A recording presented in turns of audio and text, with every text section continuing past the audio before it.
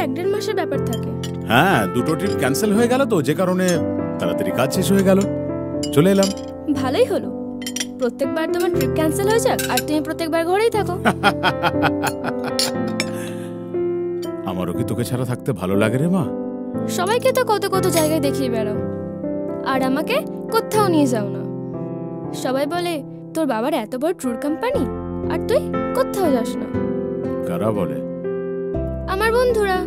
তাদের বলো তোমার বাবা তোমাকে একদিন এত দূরে ঘুরতে নিয়ে যাবে, তারা সেটা কল্পনাও করতে পারবে না।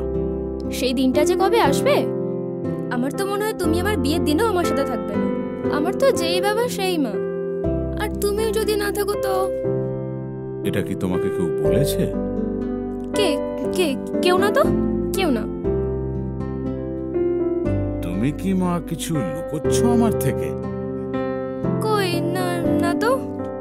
কি কি লুকাবো? কি নাম ছেলেটি?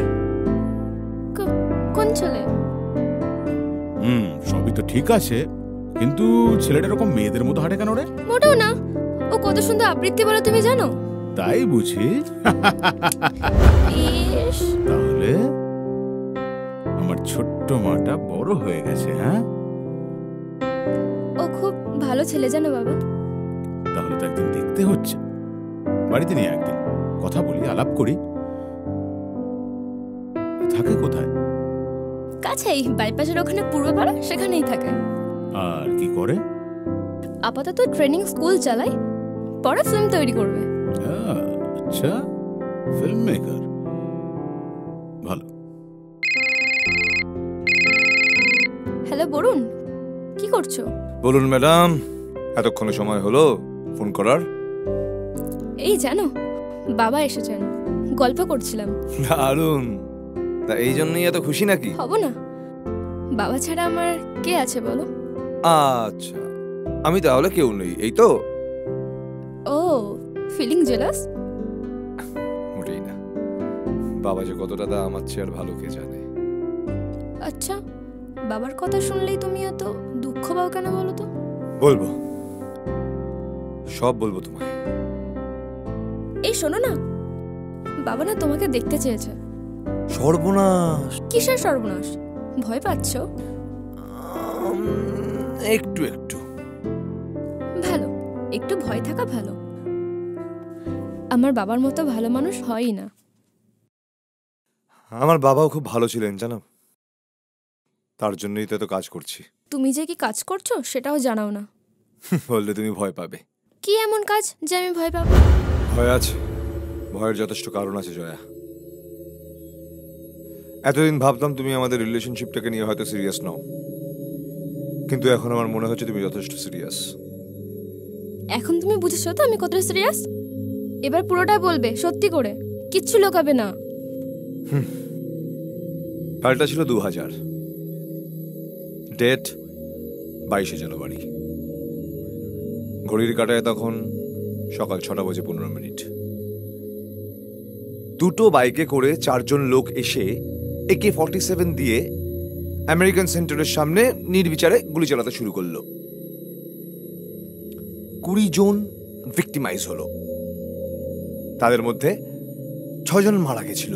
4 জন কনস্টেবল, একজন সিকিউরিটি ইনচার্জ, আরেকজন সাধারণ মানুষ। এই সাধারণ মানুষের নাম কোথাও উল্লেখ করা হয়নি। জানো, এই সংখ্যায় মিস্টার 6 কে ছিল? কে? আমার বাবা ছিল। হোয়াট? হ্যাঁ, আমার বাবা ছিলেন। এই ঘটনার 4 দিন বাদে আমাদের পাশের রাজ্য থেকে পুলিশ 2 জন টেররিস্টকে এনকাউন্টারে মারে। তাদের কাছ থেকে কিছু তথ্য সংগ্রহ করে পুলিশ, যার মাধ্যম থেকে 2 জনের নাম উঠে আসে। অনেক খোঁজ করে বিদেশের মাটি থেকে সেই তাদের মধ্যে একজনকে পুলিশ অ্যারেস্ট করে। তারপর তাদের ভারতবর্ষে আনা হয়, কোর্টে বিচার শুরু হয়। 3 বছর পর মহামান্য আদালত তার ফাঁসির সাজা দেয়। তারপর শুরু হয় আসল খেলা। কোনো এক রাজনৈতিক ফায়দার জন্য কিছু রাজনৈতিক দল কোর্টে এই ফাঁসির আদেশের এগেনস্টে পিটিশন ফাইল করে। মহামান্য আদালত সেই ফাঁসির আদেশটা রদ করে। আমাদের 10 বছর লেগে গেল এটা জানতে যে যারা খুন করেছিল তারা আদৌ খুনি কিনা। তারপর যা হয় সবাই ভুলে যায়, কিন্তু আমি ভুলিনি। আমি একটু একটু করে সমস্ত তথ্য সংগ্রহ করেছি। শুধু এই ঘটনার জন্যই নয়, পৃথিবীর যেখানে যেরকম টেররিজম অ্যাক্টিভিটি হয়েছে সমস্ত কিছুর এগেনস্টে আমি একটু একটু করে তথ্য সংগ্রহ করেছি, এবং সেটাকে আমি একদিন মানুষের সামনে নিয়ে আসবো ইন্টারনেটের মাধ্যমে। এবার তুমি ভাবো, তুমি কি আমাকে বিয়ে করতে চাও? পাশে থাকতে চাও আমার এসব জেনে? আমি তোমার পাশে আছি আর সারা জীবন থাকবো। এখন চলো, বাবা ডাকছে তো, চলো। তো মেশামেশা কোথায় দেখতে পাচ্ছি না? বাবা আসছে। বাবা আসছি। ও একটা হচ্ছে। হ্যাঁ এই তো বাবা। হাই বরুণ।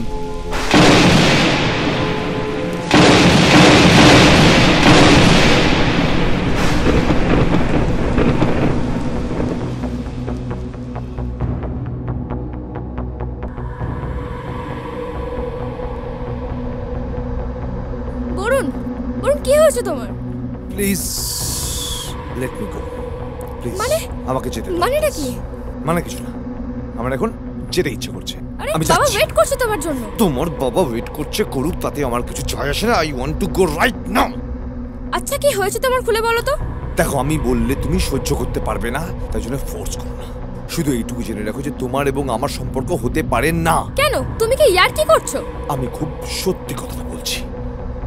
কি বলতে চাইছো খুলে বলো, আমি কিচ্ছু বুঝতে পারছি না। আচ্ছা একটা কথা বলো, তোমার বাবা কি করেন? মানে? মানে মানে তোমার বাবার প্রফেশনটা কি? বাবা একটা ট্যুর এজেন্সিতে আছে, ট্যুর কন্ট্যাক্ট করেন। Are you sure about that? মানে? মানে একজন মানুষের ট্যুর কন্ট্যাক্ট করতে গেলে পিস্তলের দরকার পড়ে না, বুঝেছো? একবার খোঁজ নিয়ে দেখো তোমার বাবা জিনিসপত্রের মধ্যে কোনো পিস্তল পাও কিনা। পিস্তল? ইয়েস। আর যদি সেটা পাও তবে নিশ্চয়ই বলে দিতে হবে না তোমাকে যে তোমার বাবা কোনো ট্যুর কন্ট্রাক্টর নন, উনি একজন পেশাদার খুনি, এক কন্ট্রাক্ট কিলার। কি?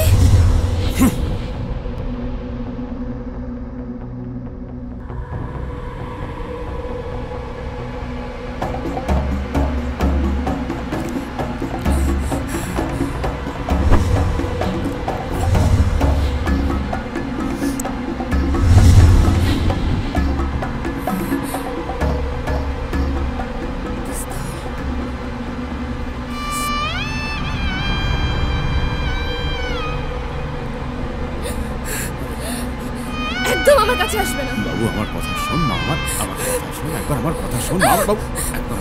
বাবা তুমি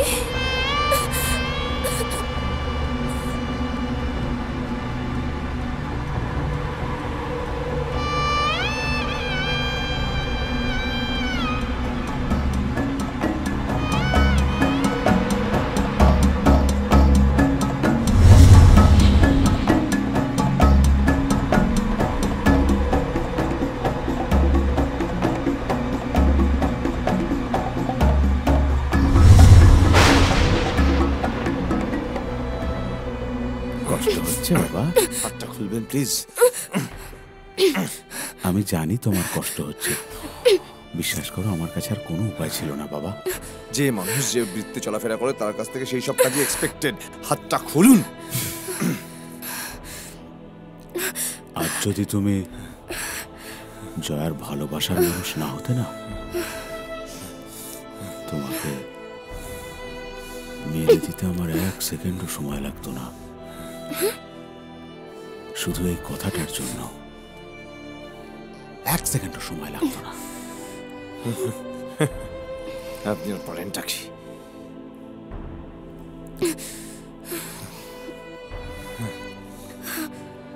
না, পারি না।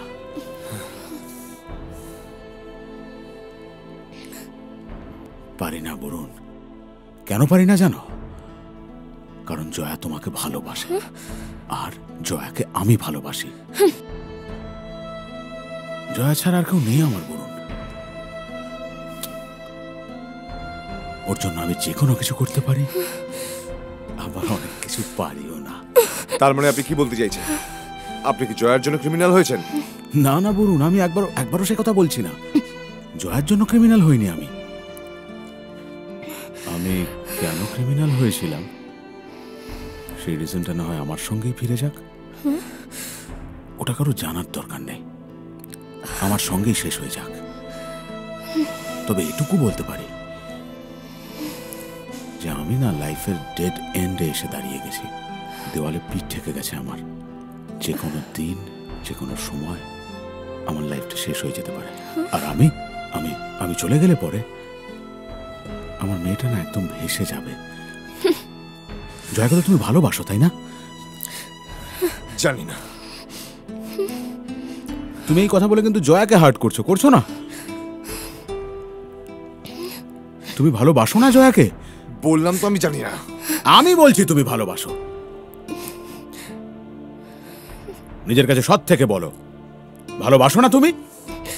হ্যাঁ বাসি। ব্যাস,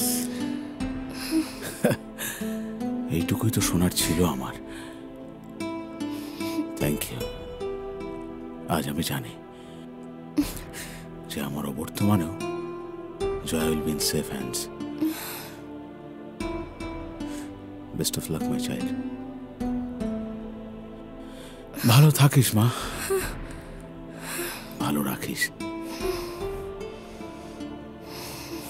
আর কি বলবো বল?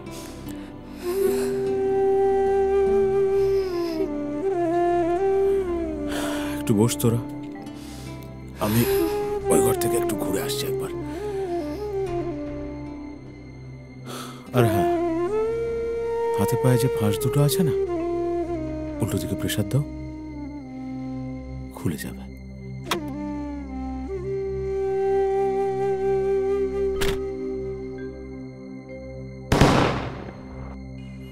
পাশের ঘর থেকে আর আসেনি জয়ার বাবা।